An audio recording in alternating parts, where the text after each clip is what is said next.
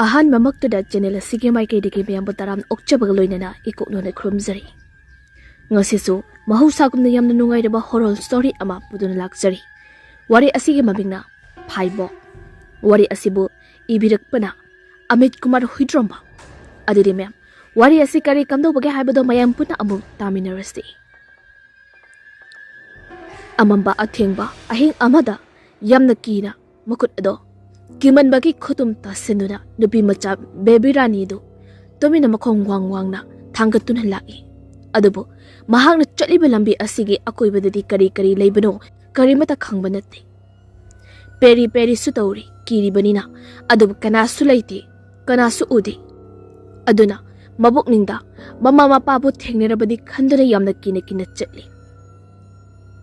arapa jungle dagini lamhina khongba amadi mahaki minna manakta uchekumba achauba jiba amana paibagi sahum phangli madam aduda mamai mamito phat laithok lamlaga amu makhada amu ye tawduna chatli asumna chatlingai ikhang khangudana mahaki machi aduna tungdagi tap pairakpada khangprek khanga lauraduna onthorapa matamde mahaki machi premarani oiduna leirami mamit amata yaudana maya katholaga makhutu tingthoktuna leptuna leirami madu ubada baby rani kanna lauraduna kablai matam adu baby rani ke mama kumarina masado nomdana hodorei baby rani mapi sinthaba makai kablura male phamungdage phuk hawgatlaga makhol thokna amu kablai mahaki matau aduda mamang nungai taba manglura male haiduna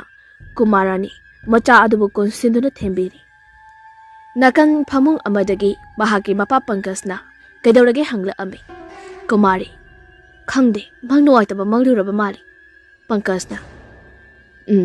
phajana thembi thenge mina taragane baw ama khalani asumna amuk machanapi asibu thembiduna amuk tumthari baby rani chahi 13 shurabani adubu handak ikhang khangudana mahaki machi de mahaga FAIBOK oiba prema mani laigidaba adugi matungdagi laisabi phareklabasu aki akhang thengnabadagi babaga pune tuminaribani mataw karamna premarani sikhibrano haibasi karamtana khangbanati adubo single nawi samdana poglakpa bebirani nadi masada karigamba ama isingda singnabagumna fauri haibasi mama mapana khangni machanupa makhatana amata yawbusunadi aduna pankas amadi kumari mathadi khara adamak sarabani thajana balai madudi FAIBOK pokpa haibase amada khudong thiba nanglabadi amadusu adumak nangali haina adugumna mache leigidraba matung asida baby rani su khudong thiba nangadra khanbasida pangas amadi kumari gi wajaba amakhakni adubu tubu maikhoidi maitai asengbanate iyan oiba kaurabanina andabisas ta kaya thajaramdi mayaki hairabadi makhoi haujek maitai singi marakta leibada natana maitaigi isu yaurabanina maitaigi da uiba wakhalon ngakta na thallabani adubo laitin gi matang sidi maitaigi oibada kaya thajagandri anambana mayanglamgi thajabana hena lungkhre haibaduni adubo baby rani de maitaigi chatnabe lining laison kaya thajai amadi pamjai aduna matam chuppada mahakti maitaigi lining laison khudingna khanjadana masabo awafamdagi ngakthoknaba amadi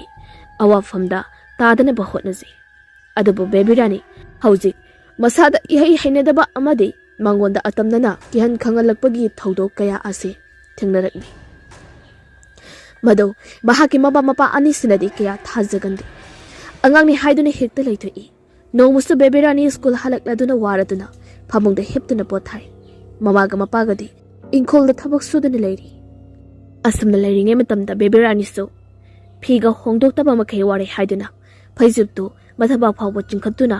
mamitu ushilaga pothari adubu khanghaude bahagi phaijub ado khangsing singtharaktuna mamai mamit menman tadana khumjin khraba adudadi sor phungalaktuna hatkadabagi maongda tawrakpa aduda baby rani yamna wana phaijub manung aduda mathong maram khangda koilaw lawrai laibak fabadagi mama aduna tariduna chenchalaktuna kanberi baby rani yamna kappe adubo mamaga mapagrasnadi hiplamba aduda soibadagi phaijub ado ꯍꯣꯟꯖꯤꯟꯕ ꯑꯣꯏꯒꯅꯤ ꯍꯥꯏꯔꯤ꯫ ꯃꯗꯨꯒꯤ ꯋꯥꯍꯩ ꯑꯗꯨ ꯇꯥꯕ ꯉꯝꯂꯛꯇ꯭ꯔꯗꯨꯅ baby ꯔꯥꯅꯤ ꯃꯕꯨꯛꯅꯤꯡꯗꯣ ꯍꯦꯟꯅ ꯅꯨꯡꯁꯤꯗꯨꯅ ꯀꯞꯄꯤ꯫ ꯅꯥꯀꯜ ꯑꯃꯔꯣꯝꯗꯅ ꯃꯃꯥꯒ ꯃꯄꯥꯒꯁꯤ ꯑꯁꯨꯝꯅ ꯋꯥꯔꯤ ꯁꯥꯟꯅꯔꯛꯏ꯫ ꯃꯣꯏ ꯕꯕꯥ, ꯅꯆꯥ ꯑꯅꯤ ꯈꯛꯇ ꯂꯩꯕꯁꯦ ꯑꯃꯗꯨꯁꯨ ꯏꯁꯣꯔꯅ ꯂꯧꯁꯤꯟꯕꯤꯈ꯭ꯔꯦ꯫ ꯃꯗꯨꯒꯤ ꯍꯦꯛ ꯃꯇꯨꯡꯗꯒꯤ ꯏꯆꯥ ꯇꯣꯝꯕꯤꯗꯁꯨ ꯑꯋꯥꯕ ꯆꯩꯅꯥ ꯑꯃ ꯑꯗꯨꯝ ꯌꯦꯠꯄꯒꯨꯝꯅ ꯇꯧꯔꯛꯏꯁꯦ ꯏꯕꯥꯅꯤ ꯀꯩꯗꯧꯁꯤꯒꯦ? ꯑꯩꯁꯨ ꯈꯜꯂꯤꯕꯅꯤꯅꯦ, ꯏꯆꯥ ꯇꯣꯝꯕꯤꯁꯦ ꯋꯥꯈꯜ ꯂꯩꯅꯥ ꯅꯥꯔꯛꯀꯗ꯭ꯔꯥ ꯅꯠꯇ꯭ꯔꯒ ꯀꯔꯤ ꯐꯠꯇ ꯊꯣꯛꯀꯗ꯭ꯔꯥꯅ ꯑꯩꯁꯦ ꯑꯍꯦꯟꯕ ꯋꯥꯈꯜ ꯈꯟꯖꯤꯟꯕ ꯀꯌꯥ ꯃꯔꯨꯝꯁꯨ ꯈꯜꯂꯤ꯫ ꯑꯗꯨꯅ ꯃꯔꯝ ꯑꯣꯏꯔꯒꯅꯦ ꯑꯩꯁꯨ ꯂꯩꯇꯥꯕ ꯐꯪꯗ꯭ꯔꯦ꯫ ꯃꯁꯤꯕꯨ ꯁꯥꯏꯀ꯭ꯔꯤꯒꯤ ꯗꯣꯛꯇꯔ ꯇꯥꯟꯅꯕꯅ ꯐꯗꯧꯔꯤꯕ꯭ꯔꯥ ꯅꯠꯇ꯭ꯔꯒ ꯀꯔꯤ ꯀꯝꯗꯧꯁꯤꯒꯦ? ꯑꯩ ꯊꯥꯖꯕꯗ ꯂꯥꯏ ꯇꯤꯟꯒ ꯁꯝꯅꯕ ꯃꯤꯗꯅꯦ ꯍꯪꯗꯨꯅ ꯇꯥꯟꯅꯕꯅ ꯐꯒꯗ꯭ꯔꯥ ꯈꯜꯂꯤ꯫ ꯀꯝꯗꯧꯅ? ꯁꯤꯗꯤ ꯂꯥꯏ ꯇꯤꯟꯒꯁꯨ ꯃꯔꯤ ꯂꯩꯅꯕ ꯅꯠꯇꯅ ꯑꯃꯨꯛꯇꯪ ꯌꯦꯡꯊꯣꯛꯄꯗꯤ ꯑꯩꯗꯅ ꯑꯩꯈꯣꯏꯗ ꯃꯥꯡꯖꯕꯁꯨ ꯅꯠꯇꯦ꯫ ꯑꯁꯝꯅ ꯃꯇꯩ ꯃꯅꯥꯎ ꯑꯅꯤꯁꯤ ꯃꯔꯩ ꯌꯦꯠꯅꯗꯨꯅ ꯂꯩꯈꯥꯏ ꯇꯥꯕ ꯉꯝꯗ꯭ꯔꯗꯨꯅ ꯑꯗꯨꯃꯛ ꯕꯦꯕꯤ ꯔꯥꯅꯤꯒꯤꯗꯃꯛꯇ ꯀꯔꯤꯃꯠꯇ ꯇꯧꯕꯤꯗ꯭ꯔꯤ꯫ ꯇꯁꯦꯡꯅ ꯅꯨꯡꯁꯤꯗꯕ ꯍꯥꯏꯕꯗꯣ ꯇꯥꯔꯤ ꯍꯥꯏꯗꯨꯅꯤ꯫ ꯑꯗꯨꯕꯨ ꯋꯥꯈꯜ ꯃꯄꯨꯡ ꯐꯥꯗ꯭ꯔꯤꯕꯤ ꯑꯉꯥꯡ ꯑꯁꯤꯗꯤ ꯅꯣꯡꯃ ꯅꯣꯡꯃꯒꯤ ꯍꯦꯟꯅ ꯁꯣꯛꯆꯤꯜꯂꯛꯂꯤ꯫ ꯁ꯭ꯀꯨꯜ ꯆꯠꯂꯁꯨ ꯀꯤꯊꯤꯛ ꯀꯤꯔꯨꯝ ꯇꯧꯕ ꯃꯍꯥꯛꯀꯤ ꯃꯇꯧ ꯑꯁꯤꯗ ꯀꯅꯥꯒꯨꯝꯕ ꯑꯃꯠꯇꯅ ꯇꯤꯟꯅꯅꯤꯡꯗ꯭ꯔꯤ꯫ ꯑꯗꯨꯒ ꯃꯌꯥꯝꯅꯁꯨ ꯅꯣꯛꯅꯕꯤꯕ ꯀꯔꯦꯝꯅꯕꯤꯕ ꯍꯥꯏꯕꯗꯨ ꯊꯣꯛꯂꯤ꯫ ꯑꯗꯨꯅ ꯃꯔꯝ ꯑꯣꯏꯔꯒ ꯃꯊꯟꯃꯛ ꯂꯩꯔꯤ꯫ ꯅꯣꯡꯃꯁꯨ ꯁ꯭ꯀꯨꯜꯗ ꯃꯃꯥꯟꯅꯕꯤꯁꯤꯡꯅ ꯅꯣꯛꯅꯕꯤꯕ ꯀꯔꯦꯝꯅꯕꯤꯕ ꯇꯧꯔꯛꯄꯗ ꯈꯥꯡꯕ ꯉꯝꯗ꯭ꯔꯗꯨꯅ ꯀꯞꯂꯒ ꯇꯣꯏꯂꯦꯠꯇ ꯆꯪꯁꯤꯜꯂꯛꯏ꯫ ꯃꯇꯝꯗꯨꯗꯁꯨ ꯇꯣꯏꯂꯦꯠ ꯃꯅꯨꯡ ꯌꯧꯔꯨ ꯐꯥꯎꯕ ꯃꯄꯥꯟꯗ ꯃꯃꯥꯟꯅꯕꯤꯁꯤꯡꯅ ꯁꯣꯅꯣ ꯆꯨꯕꯤ ꯀꯦꯔꯦꯛ ꯆꯨꯕꯤ ꯑꯉꯥꯎꯕꯤ ꯍꯥꯏꯗꯨꯅ ꯅꯣꯛꯇꯨꯅ ꯂꯛꯅꯔꯛꯄ ꯑꯗꯨꯗ ꯇꯣꯏꯂꯦꯠ ꯃꯅꯨꯡꯗ ꯕꯦꯕꯤ ꯔꯥꯅꯤ ꯀꯞꯇꯨꯅ ꯃꯅꯥꯀꯣꯡꯁꯤꯡ ꯑꯗꯣ ꯃꯦꯟꯁꯤꯟꯗꯨꯅ ꯑꯋꯥꯕꯗꯨ ꯈꯥꯡꯖꯔꯤ꯫ ꯑꯁꯨꯝꯅ ꯌꯥꯝꯅ ꯋꯥꯅ ꯈꯥꯡꯂꯕ ꯃꯇꯨꯡꯗ ꯂꯥꯎ ꯈꯣꯡꯕꯒꯤ ꯃꯈꯣꯜꯁꯨ ꯇꯥꯗ꯭ꯔꯕ ꯃꯇꯝꯗ ꯇꯞꯅ ꯃꯅꯥꯀꯣꯡ ꯑꯗꯨ ꯍꯥꯡꯗꯣꯛꯇꯨꯅ ꯃꯄꯤ ꯇꯩꯊꯣꯛꯇꯨꯅ ꯇꯧꯔꯤꯉꯩ ꯑꯗꯨꯗ ꯃꯄꯥꯟꯗꯒꯤ ꯃꯤ ꯑꯃꯈꯛ ꯆꯪꯂꯛꯄꯒꯤ ꯃꯈꯣꯜ ꯑꯗꯣ ꯇꯥꯔꯛꯏ꯫ ꯑꯗꯨꯒ ꯇꯦꯞꯀꯤ ꯀꯣꯟꯖꯤꯜ ꯑꯗꯣ ꯍꯥꯡꯗꯣꯛꯇꯨꯅ ꯏꯁꯤꯡ ꯇꯥꯍꯟꯕꯒꯤ ꯃꯈꯣꯜ ꯑꯗꯣ ꯇꯥꯔꯛꯏ꯫ ꯕꯦꯕꯤ ꯔꯥꯅꯤ ꯇꯁꯦꯡꯅ ꯑꯇꯣꯞꯄ ꯁꯥꯇ꯭ꯔ ꯑꯣꯏꯔꯝꯗꯨꯅ ꯃꯉꯣꯟꯗ ꯑꯃꯨꯛ ꯀꯔꯦꯝꯅꯒꯗ꯭ꯔꯥ ꯈꯟꯕꯗ ꯇꯣꯏꯂꯦꯠ ꯃꯅꯨꯡꯁꯤꯗꯒꯤ ꯃꯆꯤ ꯂꯦꯡꯗꯅ ꯃꯤ ꯑꯗꯣ ꯊꯣꯛꯈꯤꯕ ꯉꯥꯏꯅ ꯂꯩ꯫ ꯑꯗꯨꯕꯨ ꯏꯁꯤꯡ ꯑꯗꯣ ꯐꯅ ꯀꯨꯏꯅ ꯊꯤꯡꯖꯤꯟꯗꯅ ꯊꯝꯂꯛꯄ ꯑꯁꯤꯗꯗꯤ ꯕꯦꯕꯤ ꯔꯥꯅꯤ ꯄꯥꯈꯠꯄ ꯑꯃ ꯐꯥꯎꯔꯛꯏ ꯑꯃꯗꯤ ꯆꯤꯡꯅꯕ ꯑꯃꯒ ꯂꯣꯏꯅꯅ ꯇꯣꯏꯂꯦꯠ ꯊꯣꯡ ꯑꯗꯨ ꯇꯞꯅ ꯃꯆꯤ ꯑꯃꯈꯛ ꯍꯥꯡꯗꯣꯛꯏ꯫ ꯃꯇꯝ ꯑꯗꯨꯗ ꯎꯔꯤ ꯃꯤꯡꯁꯦꯜ ꯃꯃꯥꯡꯗ ꯃꯃꯥꯏ ꯅꯣꯟꯊꯗꯨꯅ ꯕꯦꯁꯤꯟ ꯑꯗꯨꯗ ꯃꯈꯨꯠ ꯍꯥꯝꯂꯤꯕ ꯅꯨꯄꯤ ꯑꯗꯨꯕꯨ ꯃꯁꯛꯇꯤ ꯎꯗꯦ꯫ ꯑꯃꯨꯛꯁꯨ ꯍꯦꯛ ꯀꯤꯔꯗꯨꯅ ꯊꯣꯡ ꯑꯗꯨ ꯂꯣꯟꯁꯤꯜꯂꯤ ꯑꯗꯨꯒ ꯊꯣꯛꯈꯤꯕ ꯑꯃꯨꯛ ꯉꯥꯏꯔꯤ꯫ ꯉꯥꯏꯍꯥꯛ ꯂꯩꯔꯒ ꯏꯁꯤꯡ ꯑꯗꯣ ꯊꯤꯡꯖꯤꯟꯈ꯭ꯔꯦ ꯑꯗꯨꯒ ꯒꯝ ꯂꯥꯎꯅ ꯆꯠꯂꯒ ꯃꯍꯥꯛꯀꯤ ꯇꯣꯏꯂꯦꯠꯀꯤ ꯊꯣꯡ ꯑꯗꯨꯒꯤ ꯍꯦꯛ ꯃꯃꯥꯡꯗ ꯂꯦꯞꯄꯤ꯫ ꯃꯇꯝ ꯑꯗꯨꯗ ꯕꯦꯕꯤ ꯔꯥꯅꯤ ꯃꯤꯍꯨꯜ ꯑꯗꯨꯛꯀꯤ ꯃꯇꯤꯛ ꯍꯨꯟꯅ ꯆꯣꯡꯂꯛꯏ꯫ ꯀꯤꯕ ꯍꯦꯃꯟꯕꯗꯨꯅ ꯇꯤꯟ ꯌꯣꯠꯊꯕ ꯐꯥꯎꯕ ꯉꯝꯗ꯭ꯔꯤ꯫ ꯑꯁꯨꯝꯅ ꯂꯩꯔꯤꯉꯩ ꯑꯃꯨꯛꯁꯨ ꯃꯄꯥꯟꯗ ꯂꯦꯞꯂꯤꯕ ꯅꯨꯄꯤ ꯑꯗꯨꯅ ꯃꯉꯣꯟꯗ ꯀꯧꯔꯛꯏ꯫ ꯕꯦꯕꯤ ꯔꯥꯅꯤ ꯂꯋꯥꯏ ꯂꯨꯇꯣꯟ ꯁꯥꯠꯈ꯭ꯔꯤ꯫ ꯀꯤꯃꯟꯕꯅ ꯁꯝꯅꯥꯗ ꯆꯞ ꯌꯨꯡꯕ ꯃꯈꯩ ꯂꯩꯔꯤ꯫ ꯃꯆꯤꯟꯗꯒꯤ ꯃꯈꯣꯜ ꯑꯃ ꯐꯥꯎꯕ ꯊꯣꯛꯇ ꯍꯦꯟꯅ ꯉꯛꯂꯤꯕꯗꯤ ꯃꯄꯥꯟꯗ ꯂꯦꯞꯂꯤꯕ ꯑꯗꯨꯅ ꯃꯉꯣꯟꯗ ꯀꯧꯔꯛꯂꯤꯕ ꯑꯁꯤ ꯃꯍꯥꯛꯀꯤ ꯃꯆꯦ ꯄ꯭ꯔꯦꯃꯤ ꯔꯥꯅꯤꯒꯤ ꯆꯞ ꯃꯥꯟꯅꯕ ꯈꯣꯟꯖꯦꯜꯅꯤ꯫ ꯕꯦꯃꯥ, ꯅꯪ ꯊꯣꯡ ꯍꯥꯡꯉꯨ꯫ ꯆꯤꯆꯦꯅ ꯀꯧꯔꯤꯁꯦ ꯇꯥꯔꯗꯤ ꯊꯣꯡꯁꯦ ꯍꯥꯡꯉꯨꯕ꯫ ꯑꯁꯨꯝꯅ ꯃꯍꯥꯛꯀꯤ ꯃꯆꯦꯅ ꯃꯉꯣꯟꯗ ꯅꯨꯡꯁꯤꯅ ꯕꯦꯃꯥ ꯍꯥꯏꯅ ꯀꯧꯕ ꯃꯤꯡ ꯑꯁꯤ ꯐꯥꯎꯕ ꯆꯞ ꯃꯥꯟꯅꯅ ꯀꯧꯔꯛꯄ ꯑꯁꯤꯗꯗꯤ ꯕꯦꯕꯤ ꯔꯥꯅꯤ ꯃꯃꯤꯠꯇꯣ ꯃꯅꯥ ꯆꯞ ꯌꯨꯡꯕ ꯃꯈꯩ ꯃꯄꯤ ꯑꯗꯨ ꯆꯗꯨꯝ ꯇꯥꯔꯛꯏ꯫ ꯍꯟꯖꯤꯟ ꯀꯧꯔꯕꯁꯨ ꯕꯦꯕꯤ ꯔꯥꯅꯤꯅ ꯃꯆꯤ ꯂꯦꯡꯗꯅ ꯂꯩꯔꯒ ꯈꯨꯝꯕ ꯐꯥꯎꯕ ꯈꯨꯝꯗꯅ ꯂꯩꯕ ꯑꯁꯤꯗ ꯃꯄꯥꯟꯗ ꯂꯩꯔꯤꯕ ꯄ꯭ꯔꯦꯃꯤ ꯔꯥꯅꯤ ꯃꯥꯟꯕꯤ ꯑꯁꯤꯅ ꯍꯦꯟꯅ ꯁꯥꯎꯒꯠꯂꯛꯄꯒꯤ ꯃꯑꯣꯡꯗ ꯀꯟꯅ ꯀꯧꯔꯛꯄꯗ ꯑꯃꯨꯛꯀ ꯍꯦꯟꯅ ꯕꯦꯕꯤ ꯔꯥꯅꯤ ꯃꯤꯍꯨꯜ ꯑꯃꯠꯇ ꯌꯥꯎꯗ꯭ꯔꯤ꯫ ꯍꯦꯃꯜꯂꯛꯄꯗ ꯊꯣꯡ ꯑꯗꯨ ꯐꯥꯎꯕ ꯐꯛꯀꯥꯏꯒꯗꯧꯕ ꯃꯥꯟꯕ ꯑꯃꯒꯤ ꯃꯑꯣꯡ ꯇꯧꯔꯛꯄꯗ ꯕꯦꯕꯤ ꯔꯥꯅꯤ ꯀꯞꯂꯒ ꯀꯟꯅ ꯂꯥꯎꯔꯒ ꯃꯃꯤꯠ ꯃꯅꯥ ꯑꯗꯣ ꯎꯏꯁꯤꯜꯂꯒ ꯊꯣꯡ ꯑꯗꯨ ꯈꯪꯍꯥꯡ ꯍꯥꯡꯗꯣꯔꯛꯑꯒ ꯆꯦꯟꯊꯣꯔꯛꯏ꯫ ꯑꯗꯨꯕꯨ ꯈꯔ ꯂꯥꯞꯇꯛꯅ ꯁ꯭ꯀꯨꯜ ꯑꯁꯤꯒꯤ ꯄꯤꯌꯣꯟ ꯑꯗꯨꯅ ꯀꯥ ꯃꯊꯪ ꯆꯦꯛ ꯇꯧꯕꯒꯤ ꯂꯥꯛꯑꯝꯕꯗꯣ ꯎꯔꯤ꯫ ꯃꯗꯨꯒꯤ ꯃꯅꯥꯛꯇ ꯂꯥꯛꯇꯨꯅ ꯆꯦꯟꯁꯤꯜꯂꯤ꯫ ꯄꯤꯌꯣꯟ ꯑꯗꯨꯁꯨ ꯌꯥꯝꯅ ꯄꯥꯈꯠꯅ ꯃꯍꯥꯛꯅ ꯂꯥꯛꯂꯤꯕ ꯑꯗꯨꯒꯤ ꯃꯥꯏꯀꯩ ꯇꯝꯗ ꯂꯥꯛꯏ꯫ ꯀꯀꯥ, ꯑꯁꯤꯗ ꯅꯨꯄꯤ ꯑꯃ ꯂꯩꯍꯧꯏ꯫ ꯑꯁꯨꯝꯅ ꯀꯞꯂꯒ ꯍꯥꯏꯔꯨꯕꯗ ꯄꯤꯌꯣꯟ ꯑꯗꯣ ꯄ꯭ꯔꯞ ꯋꯥꯁꯔꯨꯝꯗ ꯁꯠ ꯆꯪꯉꯛꯏ꯫ ꯑꯗꯨꯒ ꯀꯨꯌꯦꯡꯗꯨꯅ ꯀꯅꯥꯁꯨ ꯂꯩꯔꯝꯗꯦ꯫ ꯃꯗꯨꯗ ꯌꯥꯝꯅ ꯐꯖꯅ tapna Baby Rani bu famtahalle aduga themlaba matungda asamna hairei. Ibema nangbo yumda thiramoidra. Baby Rani amuke hena gakna piyon aduda yenglai. Piyon aduna abo. Hojik nang sida leiramisi suti tharaba matung pung ama chontharamgani tu yeng pung mari heli. Suti tharbadi kuire. Mafam asida kaidawna thanda lehoribano. Wafam si taraba matamda Baby Rani swai lawi. Mitrang amadi jadu mantra mangonda sangsar ase sangsar nataba ama oina uhanba asida Baby Rani tingak piyon adudi yenglai adubu piyon aduna fazana thembiduna mahakbu yumphawu thilai. Bayum yarokpa matamdadi mamaga mapagado school halak mande pakhatuna lirami. Mamaga mapagada tamabaso kanararoi khallaba Baby Rani na tumina losindara thamkri aduga mamaga mapasinga hena seresta senbagi mahuta hena under biswas ki matangda marai oina yenaduna leiri. Asumna numistige numidangdi Baby Rani mache Prem Rani gi wari sum dingsingduna leiri. Machi aduna manang nupi si adugi matik nuksibirami. Manang nupi asigidabakta machi aduna loinamak kathukpaga chap manari. Phajaba ama ubuyade manang nupi da sethalle jahalle. Aduga chap manana manang nupi asina sukarigumba amata hanbangam haude. Hange khalakpa mikuptadi machi ado taibang pal thadokri. Karamna leigida bano haibadodi adai kanamtana khangdrubasu Baby Rani dadi. Likhun khurlei haibase karagumba amatane khangdri. Punsi haibase thajadaba thogdok ngaktini.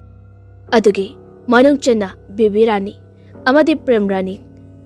kamdawna kaina khibano haibase amu Baby Rani ge masa ado swai lawi ningsinglubada. Hauji mahaki ka asida machi aduna sizinaramba potjai kaya marsu lehoribani. Madu ururaga hena Baby Rani akiba phawi. Numidang su hehek machi amadi mahaka punna set chaminaramba pijol singado urebu khuding akiba phawi. Adugum ngasi wakhal nuaita numidang wairam asida hiplambadagi tumthokri. Mahakna mikap thorakpada table manakta thariba chawkri ado gam nomduna lerami. Baby Rani mamitumak pangthora aktuna yengi. Masado machi amtadi lengdi.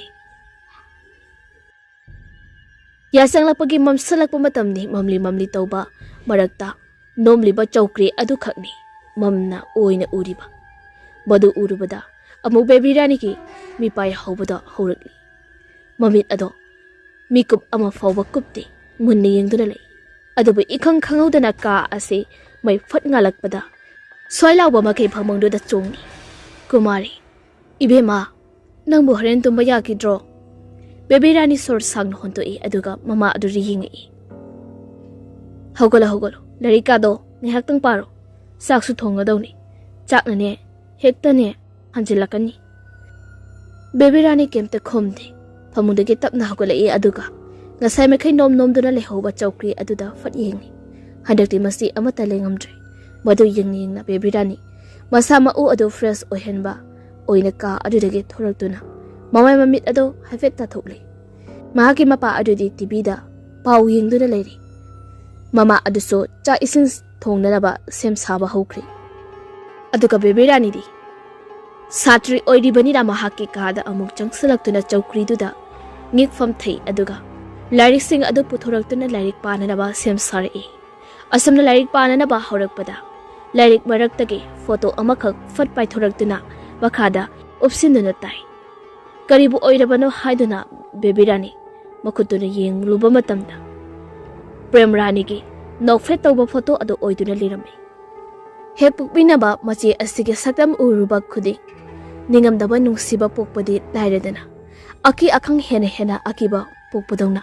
Baby Rani yamna kina yengi. Aduga photo adusu mahakna munna yengiba mati asum momon okliba ado akiba saktam tapna ontorikli. Masamana thadораktuna mometodo musen mona sum nokfet tawna yenglakpa asidadi Baby Rani mihulgi khongjal aduki matik thoni yangna chokhalaktuna yamna kini yengi. Aduga blab asiso fat khapa haurakli Thongnawdagina nungshitna lepa leita sisilakpa matamda photo asi paithokadawbagi phara khappa haurakli. Bebirani hena kirakladuna amuktang kanna ima lauralaga photo adu laktana langthokhi. Aduga kapladuna phamungda chongkhattura phaisuk manungda sangkhiduna leptur kaptuna leiri. Mahaki laubagi makhol adu tabada mapa ado TV adu muthatlamdaba makhai chensilakli. Phamungda usinduna phaisuk manungda kaptuna leiramba aduda mapa aduna chingthoktuna hangi kidawrage haina. Karigamba launa kapnabagi makhol ado tai adana. Kumari so prap sangsilai matam aduda bebirani kapna asamna hairi. Ima, baba, aku cici do, mangdasu tai pagdasu adum ulai ni. Ay kamay tawdoy no, ima, ayam nakiri. Matam aduda handakti, mamaga mapagasi muna yung ni. Adubo ngay haktang asidi, temjin bida ba yararo haiduna, kumari na asam na hairi. Ehe, adugi oire. Nasiya na nangbo yam na kanjaran ba dudane, hek uri ba oiram ni. Karisu kalunusi. Isa sidi, lau, imaga ne chak thongusi. Asi haiduna macha adubu, puthok pirakli. Adubu, laimaida taduna lehauriba, Prem Rani ke photo adudi. Nungsitna, tapna humdo khiduna. Angakpa maung amada, thongnaw adu lanthokuna paikri. Aduga Baby Rani amadi, Prem Rani anira punna he hamduna. Chanafam gulmohor makhong aduda takri. Apam aduda upambi adudagi, Mira laira khangdaba amakak tapna thorai aduga photo adabu khunkitri mathangi numisimadi bebirani masana hotna jaduna yamna fresh oinanaba hotna jari yahobaga iruluja thoktuda kera mauna wakal yang thokna lei sudi suthai aduna laikai mamanabi singapunna leirurgi haiduna thorakli asumasum mathang pulladuna haujik makoi ahum suri Hanagi matawgum na makoy ki laikay asidi. Chingya yamna, naknabanina, chingmay amada layba lampak aduda sanaba thorakli. Laikay ki misu yamna taba mafamni, chikpa amadi fajaba mafam oibagi. Aduna maram oirega makoy ahumsu sanaba horai. Hena nungayrakpadagi, laikay ki angang singna punna sanaminarakli. Kekulabi sanasi hainaduna. Adumak hainarakpaduda bebirani haifeti kanjani. Adubu mamanabi amadi angangsing mayam adugi nungaiba mood aduda bebirani akiba pumba kauthokiduna sanabadu yari. Dauni yadriso bebirani hek haubaga mangba tari. Aduna atay mayam sing ado mahakna missing thinanaba hotnaringai lotnaba chenakri. Mataw aduda laikai gi ahal khara amaso lampak asida famduna makoyna sanariba asi yengjari bani. Mataw asna bebirani masing thiba loiraduna yam khraba mamanabi amadi angangsing ado thiba haurai. Mathang fongbadi haurakli adubu ahanba mahakna lakmina khiba maruk ani adudi thiba phangdri.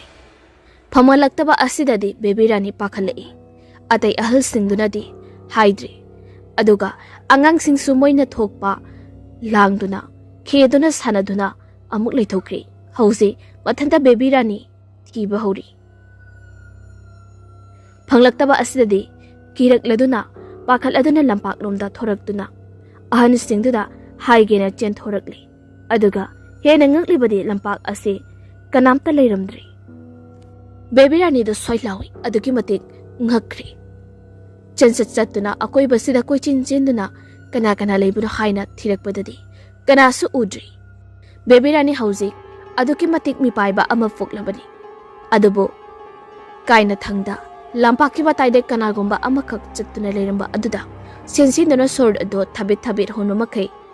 mating pangbina na ba hairi. Adubo misek adudi mamay onthorok pada ngasay makai thiba khangdana leiramba mahaki mamanabi Darshina oiduna leiramli. Hena kiribadi Darshina gi mamaydo maya thobana posak amana khet khibage dakfam amadi itani yomli. Madu ubada tung haladuna halakpada amukstu tunglomda mamanabi amado amuk thengjili. Madusu mamay mamito menman tadri Matam aduda baby rani mahake mathwai ado kananaba kana laula lauduna chilai. Mahake matau aduda lambida leichil nong fai manba maraktagi mahake mama manba amana makut anido tingthoraktuna kaurakli. Madugi maikai tamna chinsilakpadadi manak yausilubada misak ado atai kana su oiramdi. Mache prem rani oiduna leiramli. Aduga oiramliba phibam adu yamna akiba hainadaba maongda oirambadada baby rani phaireng turing akiba helakpana lekthaраktuna tusili. Matam aduda lepa leitana tungdagi amadi mangda lepliba akiba saktam sing aduna mangonda sikadawagi sagadawagi tawrakli. Aduna chinchilakpa adudadi baby rani do kappa amadi lauba haurakli. Adubu khangaudana akanba makut amana mahaki khujengda tap pairae aduga khakjing chingsilaktuna aduga mathanungda konsinkri. Matam aduda akibado khara makhaidi fabadongna tawi aduga lau khongduna khotpa nanba tawramba adusu fakri. Matam aduda baby rani kapna mamit ado tapna pangthorakpadadi ikoi koina ngasai mekai sanaminaramba mamanaba kaya amadi angangsing ado mangoda tingak yengduna leirami. Loinana nakanda ahan khara aduso lepduna leirami. Makhoigi maraktagi amana asumna hairei. Ibema sumana tawro nayum phawba thinbiruro adugane mama mapada wari fazana tam sumana tawbane adugane maraina ne lighting kurum tho ajani. Ahal aduki wahi edo tabada baby rani swai lawi. Aduga mahakpu makut paiduna leikai asigi mauna ha aduga mahakki madomsa thokpa amana mahakpu lamjingbiduna lakli. Lambida chana sana nupi aduna samna hairei. Nangbu yumda irinjana layu yadro kigan khangalade. Baby rani karistu khumde mahaki na yetuda mamanabi ani to chatnibani. Darsinana amo asamna hairei. Nang horen yum yawbaga imaga tawragane mayamuk tamok oktho ko. Mahaki wahi asina amuka hena chingda halle amadi jamamna halle maramdi baby rani masado kari tawgrabado khangdrabani. Aduna maram oiraga darsinani mahakna thengna hauba uhobado liba haurei. Ngasai ki kulopi sanaba haurekpada adugi matam aduda baby rani darsini amadi Sophia thiba changlakba matam aduda makoi aniduso lotuna leiri. Adu baby rani phongba nangdringai baby rani ukong amagi manakta saptingna leptuna leiki. Madu ubada tunglomdagi darsini amadi Sophia nina changsilaktuna khangnanaba tawi. Adubo baby rani ki maong aduda chingnaraduna septhaduna yengubadadi baby rani mayak karaduna mamai aduso I thangdabugumna ngorok ngongna machet maset chekhaibagumna tawrambi. Aduga mamit aduso ngorok ngongna saptingna leptuna lerambada makoi anina changsinduna masa nomduna gyan tananaba honai. Adubu gyan tarakpagi mahutta ngarang nganglaga lampak lomda chenthoki. Mayam sangdan fananaba hotnabadaso lauba khongba amadi muknaba kaya amasu thokibani. Kona thangdang gya lakpadagi asumna purakpani haiduna wari tamlakpadi baby rani gyan khaziti lakle. Adubu mahak masamakna saptingna lepluba mafam aduda changamdai amadi changaba matungda kari tawkibano haibadudi amata ningsingba thokdri.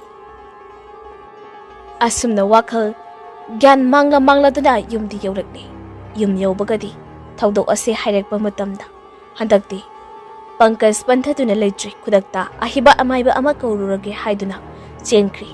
Mama asisu nuksa thire aduga mathwaisu yamna hena wari. Ngaside mafam asida punna leirase haiduna desarni amadi Sophia solaminari. Phana kuira phawba pangkas to halaktri. Matam sum haukibadagi numidang du oirakadawri yachanglakli. Masama ukhara ingtharakpa aduda baby rani mahaki wakhalda karigumba khara ningsigai. Desani amadi Sophia makoi anikak nungai ba wari saduna nokli. Aduga nakan asidana baby rani wakhal ama yamna wana ningsingnanaba hotnai. Tapna ngasagi thaudok ado ningsinglakli. ꯃꯍꯥꯛꯅ ꯑꯍꯥꯟꯕꯗ ꯗꯦꯁꯥꯔꯅꯤ ꯑꯃꯗꯤ ꯁꯣꯐꯤꯌꯥꯒꯤ ꯂꯩꯐꯝ ꯑꯗꯨ ꯆꯤꯡꯅꯔꯗꯨꯅ ꯆꯪꯂꯛꯄꯅꯤ ꯑꯗꯨꯕꯨ ꯃꯍꯥꯛꯅ ꯆꯪꯂꯛꯂꯤꯕ ꯑꯁꯤꯗꯤ ꯅꯍꯥꯟꯋꯥꯏ ꯃꯍꯥꯛ ꯑꯃꯗꯤ ꯃꯆꯦꯒ ꯄꯨꯟꯅ ꯁꯥꯟꯅꯃꯤꯟꯅꯈꯤꯕ ꯃꯐꯝꯅꯤ ꯑꯗꯨꯅ ꯕꯦꯕꯤ ꯔꯥꯅꯤ ꯌꯥꯝꯅ ꯆꯤꯡꯅꯅ ꯆꯪꯂꯛꯏ ꯑꯗꯨꯒ ꯅꯥꯄꯤ ꯁꯦꯡꯕꯤꯒꯤ ꯃꯔꯨꯝ ꯑꯣꯏꯔꯞꯅ ꯃꯍꯥꯛꯀꯤ ꯃꯆꯦ ꯃꯥꯟꯕ ꯑꯃꯈꯛ ꯆꯦꯟꯗꯨꯅ ꯆꯠꯈꯤ ꯃꯆꯦ ꯑꯣꯏꯔꯕꯣꯏ ꯅꯤꯡꯂꯗꯨꯅ ꯕꯦꯕꯤ ꯔꯥꯅꯤꯗꯣ ꯇꯥꯟꯅꯔꯛꯄꯅꯤ ꯑꯀꯣꯟꯕꯗ ꯎꯈꯣꯡ ꯑꯃꯒꯤ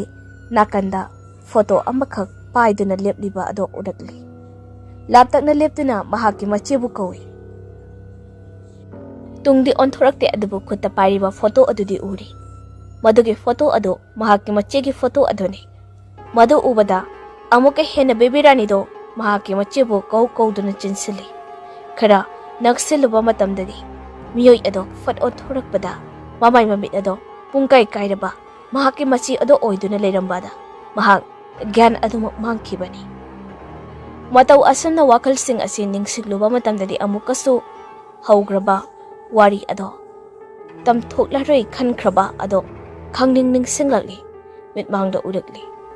ꯃꯗꯨꯗꯤ ꯎꯔꯛꯄꯗ ꯃꯃꯤꯠꯇꯒꯤ ꯃꯄꯤ ꯁꯤꯟꯊꯔꯛꯏ ꯑꯗꯨꯒ ꯇꯥꯟꯖꯥ ꯑꯁꯤꯗ ꯃꯍꯥꯛꯀꯤ ꯃꯄꯥ ꯄꯥꯡꯀꯖꯇ ꯂꯥꯛꯂꯤ ꯃꯍꯥꯛꯀꯤ ꯃꯇꯨꯡꯗꯅ ꯁꯤꯟꯗ꯭ꯔꯨꯅ ꯃꯔꯥꯏꯕꯛꯇ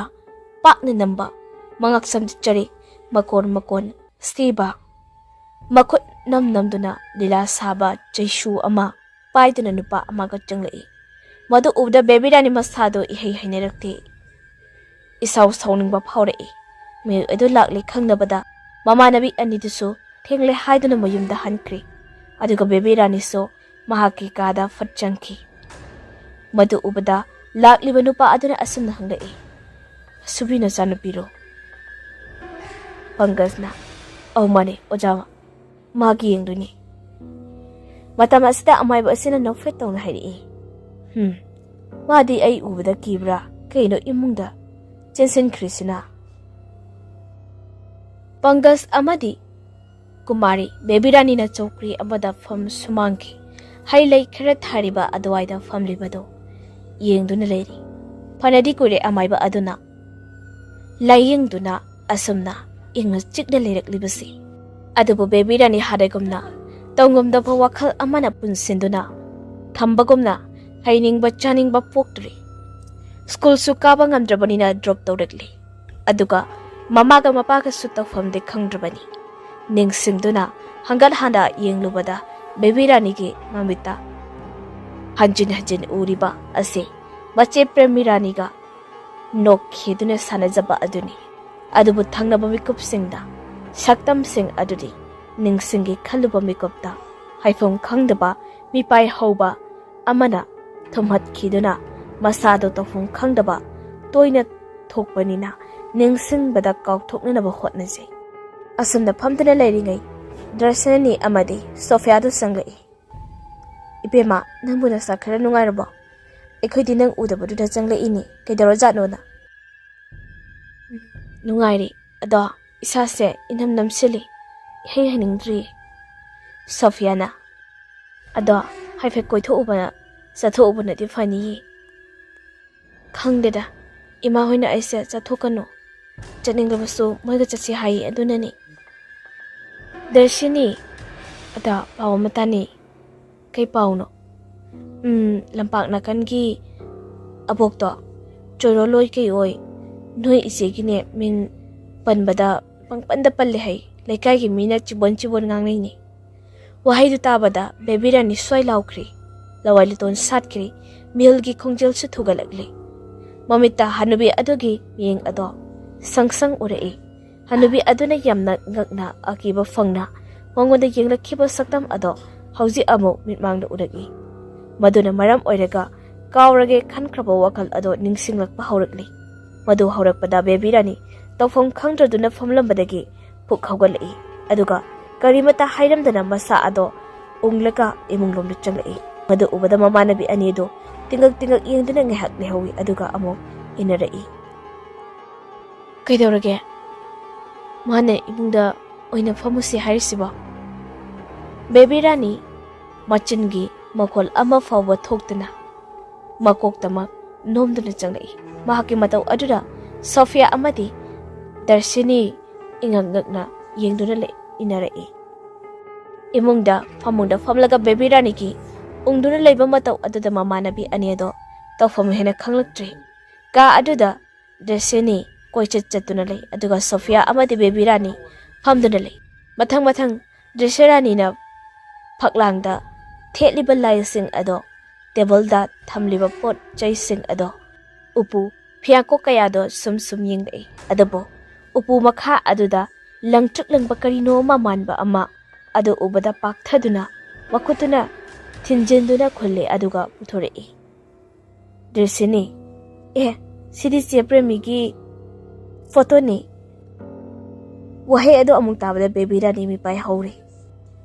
Desini pai fa photo aduda munna yengduna lei. Mani photo mahaki masegi photo mamang thakta mahakna ka asida thengna khiba aduni madu amuka asida leiramliba haibase kanana su khangdre adubo baby rani di mahaki masegi photo oirabaso hena yengningdre aduna mamai ado non thaduna famduna lei. Mahaki nakal amadana Desini du famtharei. Seprema na hekne legidaba matungdagine nangsu kaino mai tawri. Ima hoina su phajana lighting khurum tho adi fadawni. Hainari ngai mikup asida mapandagi mihilak pamanba aduda Sophia haugatuna yengi thonau adomda. Mapandana Kumari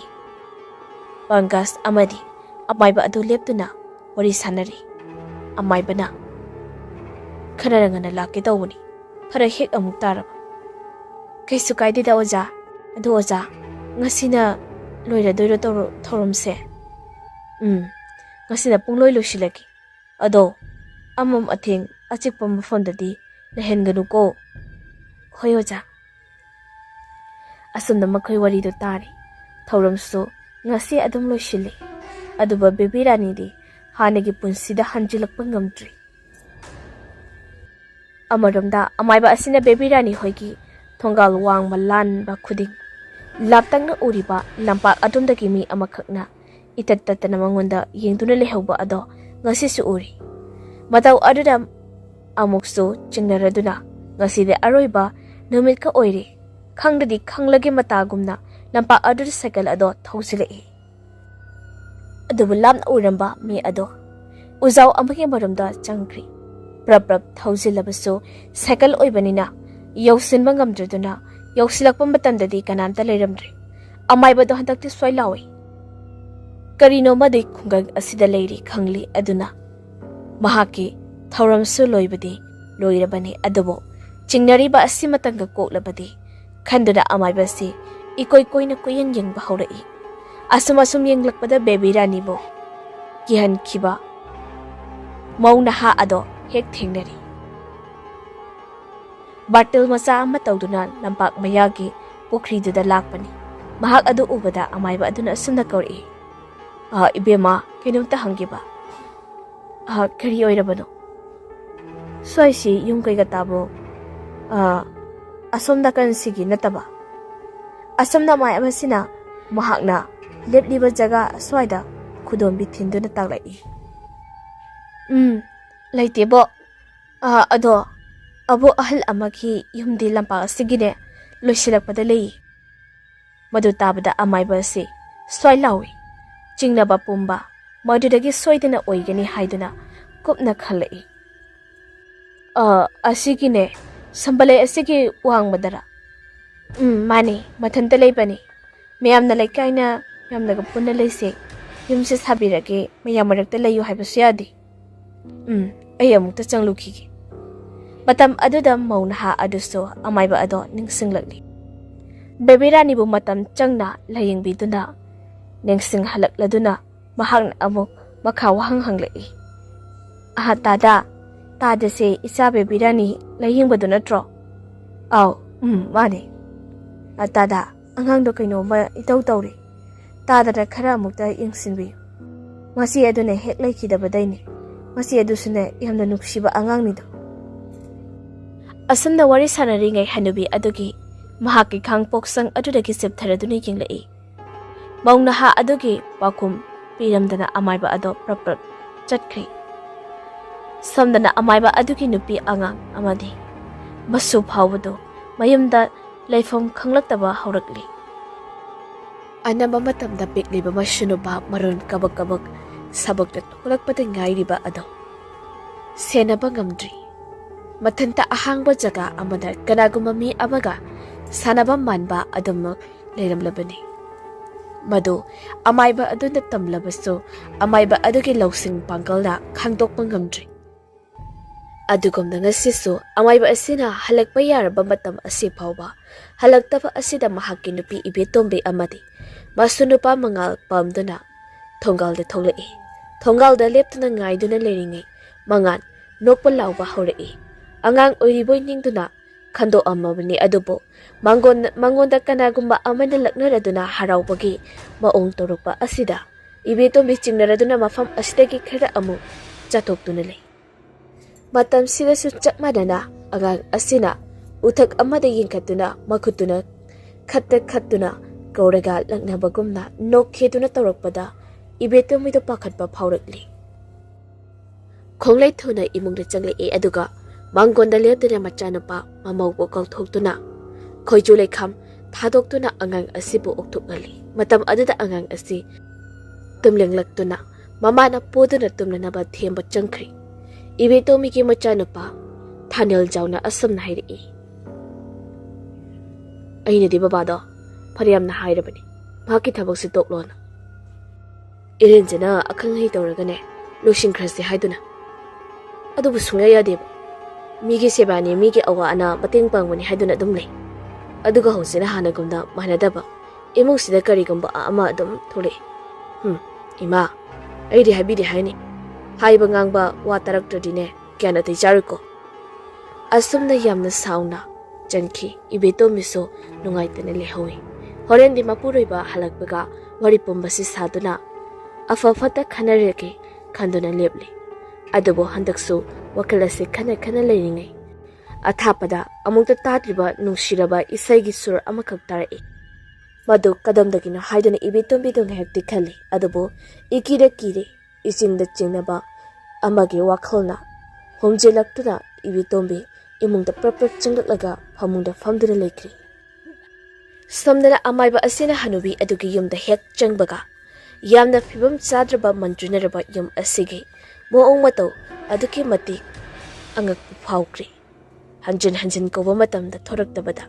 thong hangdokpa yabra yengbada thong ado mathanta hangturei imungdo pungsai sai bugumni mafi maron mafam marang ikhangda khangdri tasengna mi leinadraba imung amaga chapmanakri mathang sum yenglakpada hainadraba mafam asida amaiba asina makhatana lainingaktabadai hallage haiduna satlai thorakpada hanubi amakak koli leptuna mangonda yengduna leirami amaiba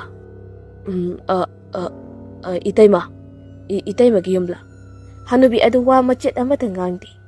tapna mahaki manakta changsilai aduga phamongda ngek launa famthaduna lei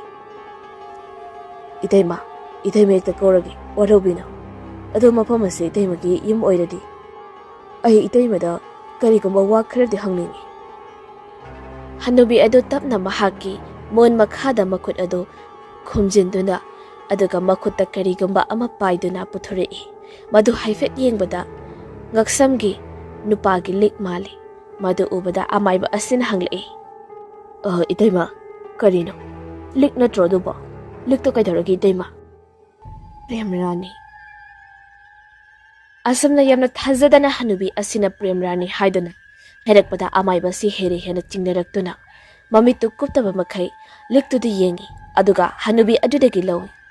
matam asida somdana bebirani phamungda hiptuna lei amaromdana ibetombi sumang matungi ingkhol aduda yompa ama tawduna mapurui bahalakpa ngaina napi phalibani adubo nungsit ke sahum manba amakhakna makhoi ani asigi manakta thuni yangna humsilai bebirani gina thongnau tamna humsilaktuna bebirani ge phamungda khangun humjilakpada kangkhal ado farfara hai matau adada bebirani mamit mana phat singduna haugalaklaga koyang yengi adubo karisu udi aduga ibetombiso mahaki tunglomdagi sabung sabung tawba nungsit ado humjilagtuna mahakki haksangda humjilakpada mamit ado uirum uirum ngauri ngauri yinglai aduga mamito amuk khangsing singlai makuta yumpak ado thadai aduga ngihaktang wakhalda asamna khalai hais karino huzikido wakal asina amung imungda chensilaktuna masu macha singdo koikau kaungda yingse aduba karisu thoidokpa tawramdaba aduda amung ingaw ngawna thorei mahakki maong mataw aduda amuka hena macha mamong jingnaba ama oihori amaiba tompok hauzik jingnabatana yomle hanubi asisto wakal choiri choiri tawbana maram oiraga mamutana wari sanaba phangdri mahakki machindagi palliba wahi asi premrani haiba mingsi khaktani aduga lik adumaga hena hena khangning lakpadagi upai ama sum thirakpada lik ado mahakna punanaba honari matam aduda hanubi ado saugalai mamai mamit ado suktoktuna akiba phangna sa kaidona mangonda asawbada ulai haudong kaigombana phi kamagi maong aduda tompok mafam asdegi khonglei thuna chenthorei madam aduda hanubi asiju koli koli inarei adubo tompok asina thuna yangna chenthorappanina hanubi asi tanaba phangdraduna kapli lauraduna lehowi mataw asuna chenkhiba saraga tompok ujau amagi marumda sangsinduna leikri hanubi asisu kapli tawduna khangpok sangi nakanda nga thaduna leiri ujau marumdagina haifet chepthaduna tompokna yengi mahakna ubada hanubi ado tapna mapi teithokduna khangpoksing aduda jangkhri ngaihakti tumina lei aduga tapna hanubi ado thoraktuna umanglomda changsinkhri matam aduda tompok khongleithuna tapna inarei asum inarakpada chingsep oiba mafam amada hanubi ado leptuna leikhri aduga furukudak kullaga kappa horei matam adu tompok khongthang makhon tho andara tabna changsali hanubi asisu machinda primary hau kaura duna kappi adubo khare khazik naksilubada una akangbada netlubada ki makhol thokiduna hanubi ado fatai thori mahak adu ubada hanagomna sauna pibi kamlai matam adu tompok lik ado puthoraktuna pi hanubi aduna su yamna thuna lik ado lokhi aduga kabli makut aduna mafam asira thaudok ama thokhibagumna makutuna thilladuna takli asamna tompok su wari adugi mari makhong khazik khangba hurakpada ikhang khagaudana akanba sapu amana thomjilaktuna gyan mangduna leimaida taduna leikri numidang yausilakna phawba halaktabadagi mangon masida famdana ibe tombe kapli aduga tofong khangdraba machanupa thanel jaw hangat handa sele khanghaudana imungda mangalgi mama thanel jawgina loinabe kethabi ado khanglaw lawrai chensinduna yenglubada mangaldu kondura kaptura leirami hangluba matamdana mangal ado marol thokpoi thoktaboi machilda premrani hanjin kauduna nofet tawna mangonda yenglakpa adugi oirami matam asida thanin jaw amadi ibetombi tarai leiba yarak oidori kamdau sige laikai tak sirak khanduna leiringai mi amma changlakpagi makhol tai haiduna amuk thoraktuna yenglubadade tompok oiduna leirami tompok masa ado yamna sokthana ui ningthi jara famduna asamna macha mamauda wari lirei tompokna taw nakhoi yamna chiksilo hauji ainane layengba nupi masado adugi manakta aingonda singnaba oina thokre aduga aikhoi chiksinsi aina haiba tawgadaba thabaksi loinaba tawsi adu natrabadi imungse asi ana phawbu yaudori mahaki wai ai aduda nupi ani asidi pakhatpana loikre aduga machada paadudi saunninglabani adubu wadi makha tadre kanagadaba wa oirabadi haiduna amaromda baby rani amu honglakpa paong aduda mahaki mapa pangasna khangjaba haijabai matung inna yumgi akoibada jinghema chomado sai duna machinda haijaba laiwa khara soli matam adudaso numidang oirabani asuna tawjabagi wani thamoidadi amuksu macha kaubonina sikrabaso macha adubu ningsing mapi sinthari Asumna tarumlaga changkhri aduga hanubi adudi masama udu thektorektuna yamna wana natai sadaba maong amada karigumba amana masama yongda otuna laknabagumna tawrei mahaki khangpok sang maikei khangdaba nungsina humbada paikhi gadobugumna yorupa tangkak yorukli asumna sum tarumlaga hauzir hanubi ase laimaida asiba amagumna taduna leikhi khangpok sang asishu masi lengkhidri mahaki makuttaso premrani gilik aduma pairi adubu thong ado tapna hangdoraktuna amuba nupi macha amakhak changlei makutagi lik ado tap khunkatli aduga mafam asidagi mangkhri matam aduda baby rani mikap thorai tumtharuraba mali mikap thorakpada sak sanaba kaurakli aduna chak ising chananaba kana honnaringai rektiya liba chamas amaji fork khabai mayam ado tapna tapna lengba haurai madu baby rani na ihana hana uri chak saba leptuni yingduna leibadadi mabanga mapaga su uri asumna tumin yamna kina yenglingai nakandagi glass ki jak amakhak mathak tagi kelaktuna makhade taraga kaibadagi khangpek khangna makoi ahumrak to law kumari sangsinduna baby rani bu konsili aduga pakasna karino tawriba sibo haiduna koilei leiduna yingi Samna tampok mahaki kadik sangduna mahaki nupida wari do tapna lirei tasenge ai masigi thabak se pamdi pamdrabani adubu isugum biduda mapam marang khangdaba amara yettuna tawrubani ado handak mak mari makung sengna khangli machil manau do phaibong nongma makoi ani chingsepta leiba lampak aduda sanaba chatpazani maduda sana minabadane soidena manau nupi aduna masi adubu chingthaktagi inthabirakpa matam aduda masi adugi lik adusune mukutta panduna tattuna leho aduga masi adudine leima yaurakpada si matam adu tawfong khangdraba piklibi manawnupi adunane koilei leiduna yenglakpada mafam aduda naitom leijaba hanubi wakhal choirabi adunane uhau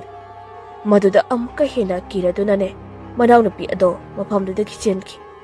aduga leimaida taduna lehauba lik adunane hanubi aduna paisinduna thamoki madugi matung chingthaktagi ontharaga sibani hainane isam samna case ado loshinkri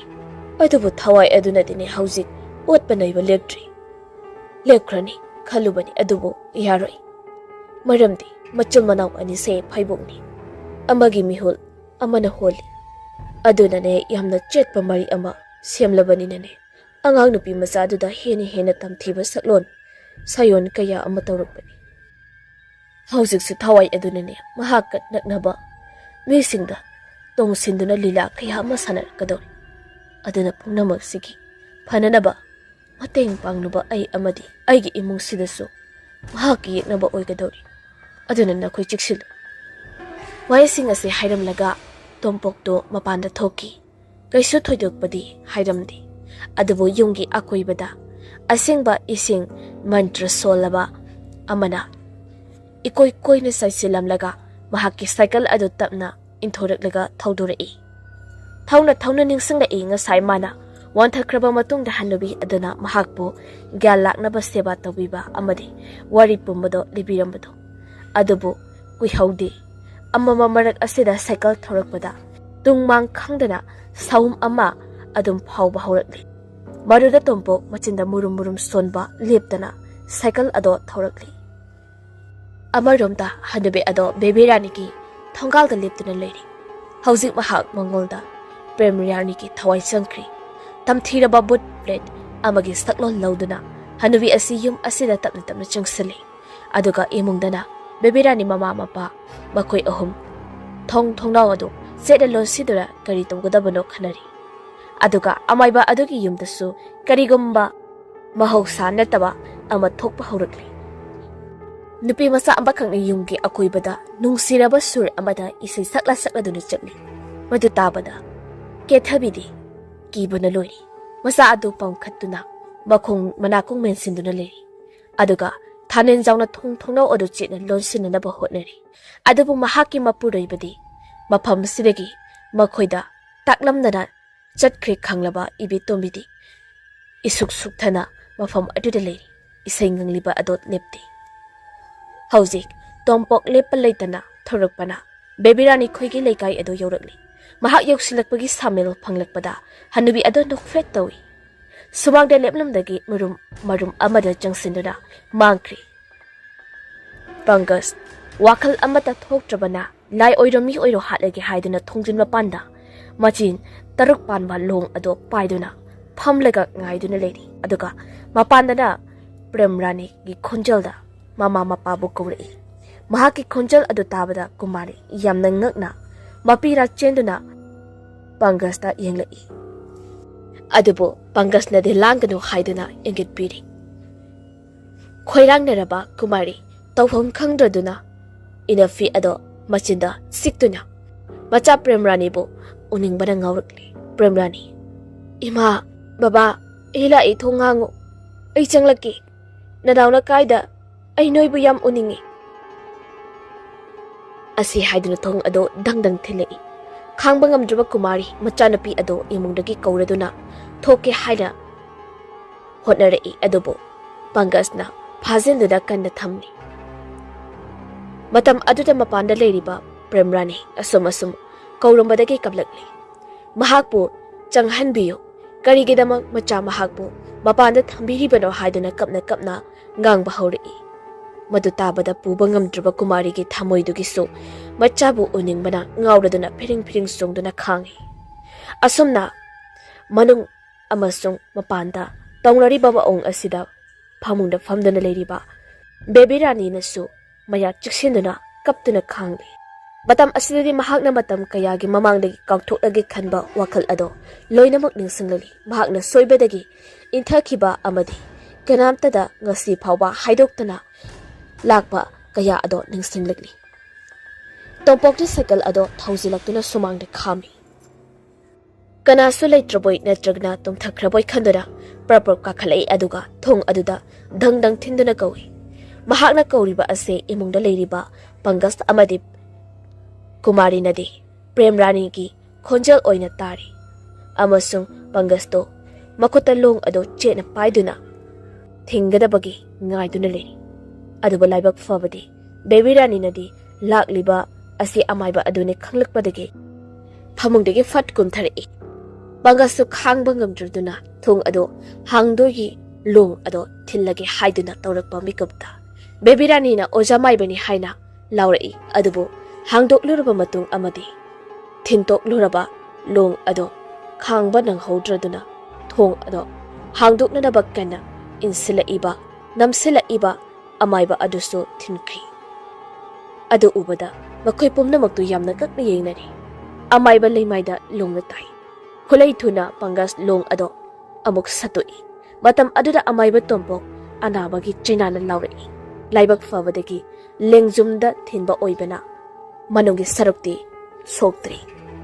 Pangas tangsinduna amaiba adubo imungda pusile amadi dressing pinanaba honari adubo yumgi akoiba sidadi premrani kiraba khonjalna nokna khena lauduna leiri hauji thanil jauna hana sauningna leibagi mathakta amaki hena sauninglani macha masugi khandana migi khanduna amamba athengba sida chiraba tanja asida hundokramduda chekre haiduna mai hawba makhai sauri mahakna saurukpa asena maram oiraga khamangamdruduna mapage potchai thamliba kaya ado thugaiba horai matam aduda matam ama mapana naha oiringai kaubro laifamdaki soglakpa ising asengba thamliba CHAPHU ado kaikhri madu he kaikhibdagi mapandagi isei nganglai chetamba ado nokthorei hauna nolakpadi imungda leiriba makoi sing ado pakhatba haurakli phana sauninglabaso thaninjaw mama amadi nupi angang sokodra pakhalei asomna tawringai mai aduso mutkhri makoi gita natana laikai pumagi mai ado mutkhri matang asira thaninjaw maket ado koina marai hek phangbaga khetnaba honari pakna yade adubo yarak pamikop maingal khitang phanglakpadadi mahaki hek mamangda premrani do leptuna leirambada khangpra khangna lauramlaka chelakpada mai aduso amuk muthokri aduga upu amada amuk yaisindada anaba chaina khanglai Amama marak asida thaning jaw kethabi amadi ibe tombi koilaw lawnani aduga angang macha adusu kappa lawba haurakli somda amaiba ado lengzum ajuda fi ama tawduna I tho iba ado mensili lepkhre aduga asamna hairi ahina trabadina khoigi awabasi luishin mangam larui khanduna ai lakpani pangasna oza maiba ayamda soikri oza ni khangawdo bana ai oza da khulai asinane hatki dawri oza ai bung akpiyo maduri araibani haujena khoina tawgdabasi imung asida yariba makai nacha nupi ahangi thawainane changdaba hotnagadabani sikraba thawai amana mahakna leiramba imungda adumak sagona duna leiba haibasi phabadati phana nungsinarabaso haujikti mahakka punna leiba yadri aduna mafam asidagine aikhoina tanthoknaba hotnagadabani amaiba adugi wafam aduda pangasna amadi kumari ingangai adubu hainaruba tawdana amaiba aduna mahaki khaw aduda yawriba karigumba musen muba posak adu puthoraktuna makul anidana suru nei aduga maiket ama tawduna mai brang launa hauna chahalli mai do hek mut kibaga yum manungda pot ama ta khibagumna makhol tari maduda kumari edo changi ke tawi adubo amai asina khami ngaiko nang jang bayat aine tawri base muna tayeng noigi oiba karigumba amata tawbu yadri horen aine yari hairakpa batamdane tawgodawri ado Dachanu pise kari maming kaubagi Pangasda Baby Rani kawi Atopa mingdi Atopa di khangdibo Leiram ganida ningsinguda Kumari Haki masyanane Ibema kaurami Masyadi kadayda legi Oza isa handi legi dre He kamayna nune Kari maramgino khangdri Hazana mathau mangamdi pangthokhiba natro oza pangthokhi magi mamingna kari koba prem rani kawi hais kaidawrage oza tachanu pibu FAIBOK la mani oza matam asida amaiba asi wa makhataraktre bottle da ising asengbado tawraga yumgi akoibada khikpa chaiba horai adubo pangas nade karina tawriba se khandruna marak thalai Oza, ichanu pise laying bigadawa natro. Hoine, mani ni, ma laying na bane tawri basi. Hainari kay mikum asida, bebirani de yam na wana, laurokpa horagli. Matam asida khamba nang haudaba makay. Kumari do, jensen kri aduga bebirani na oiramdi ba pibam adu ubada. Sangsin na bebirani bo, mathagdagi, jeng thanana ba honay adubo bebirani di. Long tek to na ahang mo malangda, paido na lirami. Angagpa amaga loinana pangkas amadi kumari na chingthana na ba hotnai adubo pai hekta yadi amaiba asidin mong hadana ningai ngairamdana sangda e aduga laimaida famtaraga ising asengbado amuka fatpat chaithokpada laimai yawang ngamdana manin olaga loinamok paiki madu ubada nokfe tawna bebirani ki longthe aga maya kaduna leiriba mamai ado munni yengi aduga hanglai Hai, kanano nangbo? Ha, kanano? Matam aduda bebirani na fete tawi adubo, mamiti pang thorakti. Nangbo kanano me, kaidawbay no angang asida, haksang asida, nang na sisinay di. Hai, apa mahay, ay bigi. Aduga ni kudak asida angang asida gine, thado akadabani. Matam aduda bebirani, mami sunglap pang thorakli.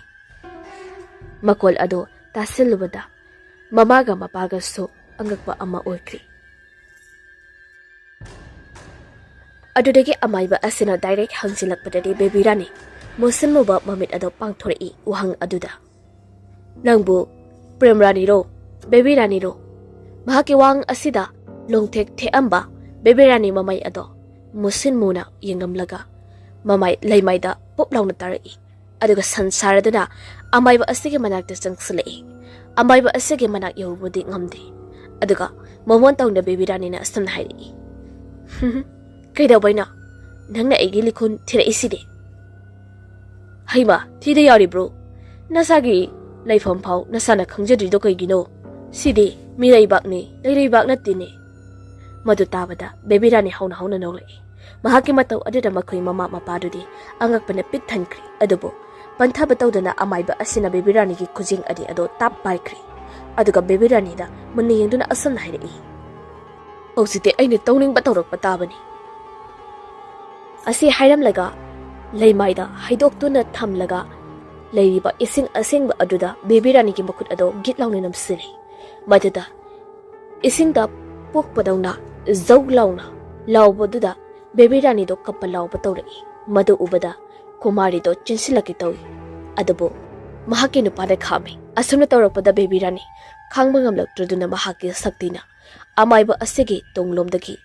yum asida leiramba areba pochei sengna thomjilai matam aduda amaiba asiso maduna pandada basemsai adamna marira mangarak torakpadadi bebirani mamai ado khusut tholakli aduka mamit ado tapna ushinduna lekthakri panthaba tawdana amaiba asigi khawdagi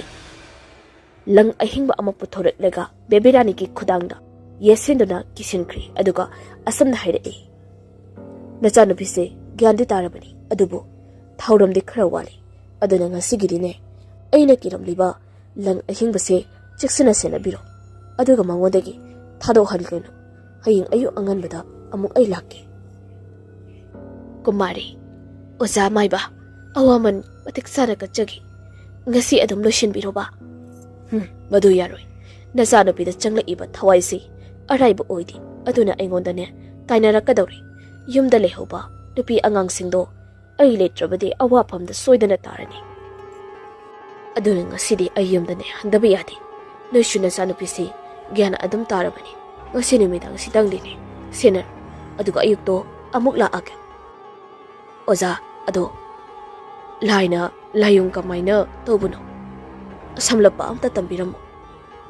masina khoigine leigidraba nachanupi ahanjugi suyawri adunani khara sathiri basi ado nung sathirino ai leri ai loinamak fanana batawgi mahaki wari asi tabada matai manau anisi wakal thokri bebirani de mamit ushinduna mikap thokhidrabani aduna madam oiraga mamaga mapagana hotnaduna machanupi asi ningthijana phamongda hifali thongnau lonsile aduga makhoi anima machanupi ki ka asida machanupi adubu sangli amaiba asibo mahake potlam doloshinduna cycle hamber adu matawraga inthorak laga cycle adu thori aduga wakhalda khalai hais aina thenganingdaba phibamni tawramli basi thabakse paishilurarbani nane loshindaba yaroidori lukreda tawduse yonggi isa issue singduda kamdawramdoino wakhal sing asi khane khanna amama marak asera cycle adu tawduna mahaki dos light to tawriga yamtana chatkri matang asida wari asi ngasigidi matang asida lojiri matang ani suba tangka amu yangi mafamda khushina jegi ngasigidi matang asida kainenaba bidai nijari